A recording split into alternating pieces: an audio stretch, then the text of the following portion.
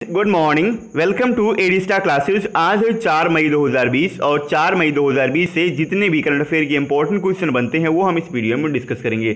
साथ ही क्वेश्चन से related important fact भी आपको बताऊंगा, तो आप हमारा वीडियो पूरा और एंड तक ध्यान से देखिएगा।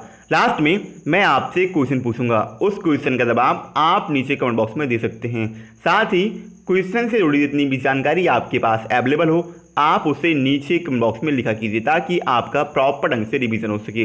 अगर आपको हमारी वीडियो पसंद आए तो वीडियो को लाइक कीजिए, साथ ही हमारे चैनल एडी स्टार क्लासेस को सब्सक्राइब भी कीजिए और आपके पास जितने भी एजुकेशनल ग्रुप है आप उस ग्रुप में हमारी वीडियो को शेयर भी कर सकते हैं, जिससे मैक्सिमम स्टूडेंट को हमारे वीडियो के माध्यम से फ़ायदा मिल सके।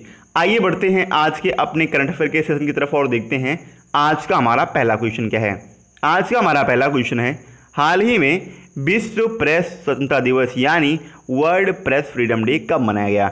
ये प्रत्येक वर्ष 3 मई को मनाया जाता है, यानी इस क्वेश्चन का ऑप्शन सी सही है, 3 मई।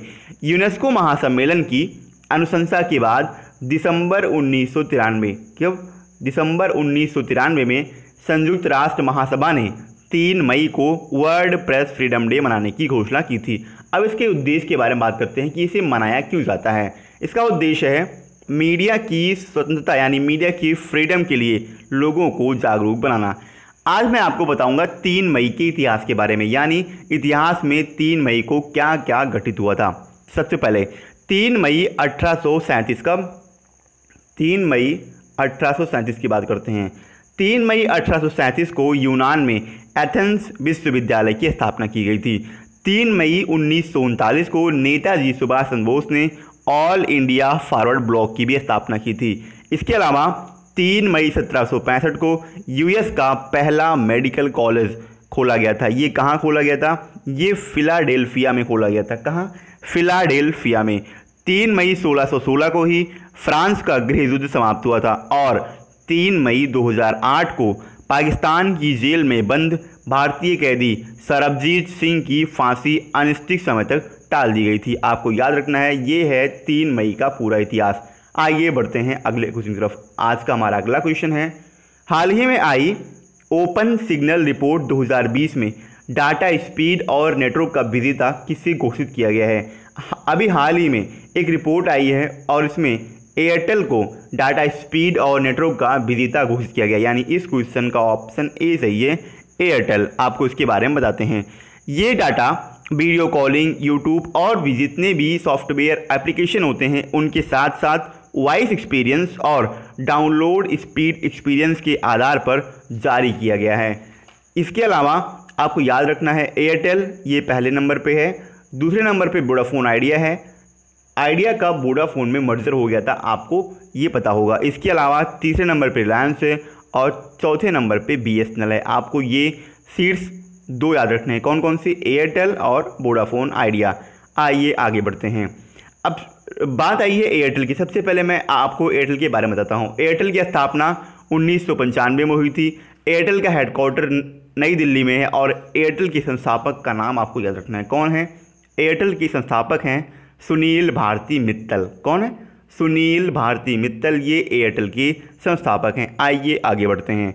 अगला क्वेश्चन है, भारत सरकार ने कितने लघु वन उपज के लिए एमएसपी में वृद्धि की है? अभी हाल ही में केंद्र सरकार ने लघु वन उपज के लिए 49 एमएसपी में वृद्धि की, यानी इस क्वेश्चन का ऑप्शन बी सही है, 49।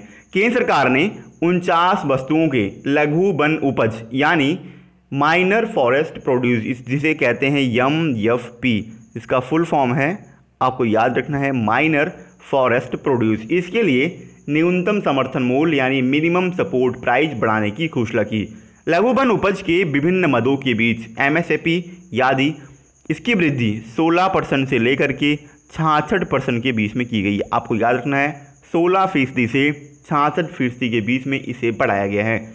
लघु वन उपज के लिए न्यूनतम समर्थन मूल्य भारत सरकार के जनजातीय कार्य मंत्रालय के तहत गठित मूल्य निर्धारित सेल द्वारा प्रत्येक 3 वर्ष में, कब? प्रत्येक 3 वर्ष में एक बार संशोधित किया जाता है। अब बात आई है जनजातीय कार्य मंत्रालय की। तो वर्तमान समय की हमारे केंद्रीय जनजातीय मामलों के मंत्री हैं अर्जुन मुंडा और जनजातीय मामलों के राज्य मंत्री हैं रेणुका सिंह सरूता। कौन है? रेणुका सिंह सरूता। चलिए आगे बढ़ते हैं। अगला हमारा क्वेश्चन है, हाल ही में हेमा भारली का निधन हुआ, वो कौन थी? हेमा भारली ये एक प्रतिष्ठित स्वतंत्रता सेनानी थी, यानी इस क्वेश्चन का ऑप्शन डी सही है, स्वतंत्रता सेनानी। अभी हाल ही में स्वतंत्रता सेनानी और पद्मश्री से सम्मानित गांधीवादी विचारक हेमा भारली का निधन हो गया। इनका निधन आपको याद रखना है 101 वर्ष की उम्र में हुआ। कब? 101 उम्र की आयु में इनका निधन हुआ है। इसके अलावा ये स्वतंत्रता कार्यकर्ता, सामाजिक कार्यकर्ता और सर्वोदय नेता के रूप में बहुत ही ज़्यादा लोकप्रिय थी। इनका जन्म 19 फरवरी 1919 को असम में हुआ था और 2005 में इन्हें डॉक्टर APJ अब्दुल कलाम द्वारा भारत के चौथे सबसे बड़े नागरिक पुरस्कार पद्मश्री से भी सम्मानित किया गया था। आइए आगे बढ़ते हैं। अगला हमारा क्वेश्चन है, हाल ही में महिला एवं बाल विकास मंत्रालय के सचिव के रूप में किसे नियुक्त किया गया? अभी हाल ही में मैंने आपको बताया था अरविंद कुमार सिंह के बारे में। अरविंद कुमार सिंह को अभी हाल ही में MSME मंत्रालय के सचिव का कार्यभार सौंपा गया था। इसके अलावा 2 और लोगों को, एक हैं अजय कीर्ति। अजय कीर्ति को महिला एवं बाल विकास मंत्रालय के सचिव के रूप में अभी हाल ही में नियुक्त किया गया, यानी इस क्वेश्चन का ऑप्शन ए सही है, अजय कीर्ति। इसके अलावा मैंने बताया आपको अरविंद कुमार सिंह ये MSME डिपार्ट के सचिव बने हैं और गिरिधर अरमाने, कौन है? गिरिधर अरमाने, इन्हें सड़क परिवहन एवं राजमार्ग मंत्रालय का सचिव बनाया गया है। आपको याद रखना है गिरिधर अरमाने। अब आप बात आई है महिला एवं बाल विकास मंत्रालय की। तो वर्तमान समय में हमारी केंद्रीय महिला एवं बाल विकास मंत्री हैं स्मृति ईरानी। कौन है? स्मृति ईरानी। चलिए आगे बढ़ते हैं। अगला हमारा क्वेश्चन है, कौन सा राज्य मुफ्त स्वास्थ्य बीमा शुरू करने वाला देश का पहला राज्य बना है? कौन सा मुफ्त स्वास्थ्य बीमा शुरू करने वाला? अभी हाल ही में महाराष्ट्र मुफ्त स्वास्थ्य बीमा शुरू करने वाला देश का पहला राज्य बन गया, यानी इस क्वेश्चन का ऑप्शन सी सही है, महाराष्ट्र। महाराष्ट्र में एक योजना है, आपको उस योजना के बारे में रखना है। उसका नाम है महात्मा ज्योतिबा फूले जन आरोग्य योजना। क्या है? महात्मा ज्योतिबा फूले जन आरोग्य योजना। इसी योजना के तहत अभी हाल ही में मुफ्त स्वास्थ्य बीमा शुरू करने वाला महाराष्ट्र देश का पहला राज्य बना है। अब थोड़ा महाराष्ट्र के बारे में और भी बात करते हैं डिटेल में। इसका उद्देश्य क्या है? सबसे पहले मैं आपको बताता हूँ। इसका उद्देश्य है हर नागरिक को मुफ्त में बीमा प्रदान करना। क्या उद्देश्य है? प्रत्येक नागरिक को मुफ्त में बीमा प्रदान करना, ये इस योजना का उद्देश्य है। अभी आपको मैंने हाल ही में बताया था बॉम्बे हाई कोर्ट के नए चीफ जस्टिस दीपंकर दत्त। कौन? दीपंकर दत्त, ये बॉम्बे हाई कोर्ट के नए जस्टिस बने हैं। अभी इनके बारे में मैंने आपको हाल ही में बताया था। अब आगे बात करते हैं। बात आई है महाराष्ट्र की। महाराष्ट्र की कैपिटल मुंबई है। महाराष्ट्र के वर्तमान समय के मुख्यमंत्री उद्धव ठाकरे हैं और भगत सिंह कोश्यारी ये महाराष्ट्र के वर्तमान समय के गवर्नर हैं। इसके अलावा 1 मई 2020 को भी हाल ही में 2 दिन पहले महाराष्ट्र ने अपना स्थापना वर्ष दिवस मनाया था। इसके अलावा गुजरात ने भी अपनी स्थापना वर्षगांठ मनाई थी। अब बात करते हैं थोड़ा सा और उसके बारे में। मध्य प्रदेश में 3 नेशनल पार्क बहुत इंपॉर्टेंट है। कौन कौन से? एक है नवेगांव, एक है संजय गांधी और अगला है गुगुमल। कौन है? नवेगांव, संजय गांधी और गुगुमल, ये महाराष्ट्र के 3 इंपॉर्टेंट नेशनल पार्क हैं। चलिए आगे बढ़ते हैं। अगला हमारा क्वेश्चन है, किस मंत्रालय द्वारा कोयला खदानों के निरंतर परिचालन के लिए परियोजना निगरानी इकाई, कौन सी परियोजना निगरानी इकाई स्थापित की गई है? अभी हाल ही में कोयला मंत्रालय के द्वारा, किसकी?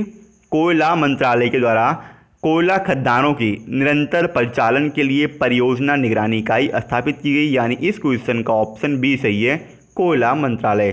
केंद्र सरकार द्वारा आवंटित की गई सभी कोयला खानों के शीघ्र परिचालन को सुगम बनाना, ये इसका उद्देश्य है। साथ ही ये इकाई कोल खानों को खदानों के संचालन के लिए केंद्र और राज्य सरकार के अधिकारियों से जरूरी विभिन्न मंजूरी दिलवाने में भी मदद करेगी। इसके साथ कोयला उद्योग में ईज ऑफ डूइंग बिजनेस को बढ़ावा भी मिलेगा। अब बात आई है कोयला मंत्रालय की। तो वर्तमान समय में हमारे केंद्रीय कोयला मंत्री हैं प्रहलाद जोशी। कौन है? प्रहलाद जोशी, ये वर्तमान में हमारे केंद्रीय कोयला मंत्री हैं। आइए अगले क्वेश्चन की तरफ बढ़ते हैं। अगला हमारा क्वेश्चन है, NCSTC, कौन सा? NCSTC ने किसके साथ मिलकर कोविड-19 से निपटने के लिए यस नामक एक कार्यक्रम लॉन्च किया। अभी हाल ही में DST और NCSTC ने संयुक्त रूप से कोविड-19 से निपटने के लिए यस नामक एक कार्यक्रम शुरू किया, यानी इस क्वेश्चन का ऑप्शन सी सही है, DST। अब आपको इसका फुल फॉर्म रखना है। NCSTC का फुल फॉर्म होता है national council for science and technology communication. क्या होता है? National council for science and technology communication और department of science and technology DST, इन दोनों ने मिलकर कोविड-19 पर केंद्रित एक स्वास्थ्य एवं जोखिम संचार कम्युनिकेशन कार्यक्रम यस, इसका फुल फॉर्म है year of awareness on science and health. आपको यस का फुल फॉर्म रखना है। क्या इसका फुल फॉर्म है? इसका फुल फॉर्म है year of awareness on science and health. अभी इसे शुरू किया है। ये स्वास्थ्य के संबंध में ज़मीनी स्तर पर बेहतरी और प्रतिक्रिया को बढ़ावा देने के लिए शुरू की गई एक व्यापक विज्ञान और स्वास्थ्य संचार पहल है। अब इसके उद्देश्य के बारे में बात करते हैं। इसका उद्देश्य है सार्वजनिक सहभागिता को प्रोत्साहित करना और जितने भी समुदाय हैं उन समुदायों को कोविड-19 के प्रति जागरूकता की भावना को बढ़ाने में मदद करना। अब बात आई है यस। इसके अलावा मैंने आपको बताया साइंस के बारे में। केंद्रीय विज्ञान और प्रौद्योगिकी मंत्री हैं डॉक्टर हर्षवर्धन। कौन है? डॉक्टर हर्षवर्धन ये वर्तमान समय के हमारे केंद्रीय विज्ञान और प्रौद्योगिकी मंत्री हैं। कल मैंने आपसे क्वेश्चन किया था कौन सा कार्यक्रम दुनिया का सबसे ज़्यादा देखा जाने वाला कार्यक्रम बना है। अभी हाल में रामायण दुनिया का सबसे ज़्यादा देखा जाने वाला रामायण बना। लगभग सभी बच्चों ने इसका सही आंसर दिया। मैं आपसे एक बार फिर कहता हूँ, आपको क्वेश्चन के बारे में जितनी भी जानकारी पता है आप उसे नीचे कमेंट बॉक्स में ज़रूर लिखा करें ताकि आपका प्रॉपर ढंग से रिवीजन हो सके। आइए बढ़ते हैं आज का हमारा क्वेश्चन है, हाल ही में किसने किसान सभा नामक एक ऐप विकसित किया है। क्वेश्चन के 4 ऑप्शन हैं। पहला कृषि मंत्रालय, अगला CSIR, CRRI, DST and AIIA। आपको क्वेश्चन से जुड़ी जितनी भी जानकारी पता है आप उसे नीचे कमेंट बॉक्स में लिखा कीजिए। अगर आपको हमारे किसी भी वीडियो की PDF फाइल चाहिए तो आप नीचे डिस्क्रिप्शन में टेलीग्राम ग्रुप का लिंक दिया हुआ है, आप उस लिंक पर क्लिक करके हमारा टेलीग्राम ग्रुप ज्वाइन कर सकते हैं और वहाँ पे आपको सारे वीडियो की PDF एक साथ एक ही प्लेटफॉर्म पर अवेलेबल मिलेगी। दोस्तों आज के लिए इतना ही। जय हिंद।